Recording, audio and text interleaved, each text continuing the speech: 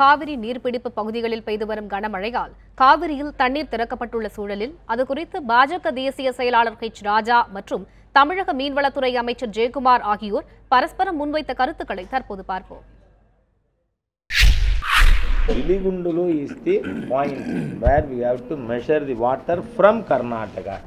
இது உபரி நீரா மழை நீரா அல்லது அவங்களா ஷேர் பண்ணிட்ட நீராங்கிறதெல்லாம் இதெல்லாம் வாதத்துக்கு வேண்டுமானால் உதவும். தண்ணி வந்தால் ஏன் வந்ததுன்னு கேட்குறீங்க, தண்ணி வரலன்னா ஏன் வரலன்னு கேட்குறீங்க. நமக்கு நம்முடைய ஜீவாதார உரிமை என்பது 805 டிஎம்சி தண்ணீர், அந்த நடுவர் மன்ற தீர்ப்பு.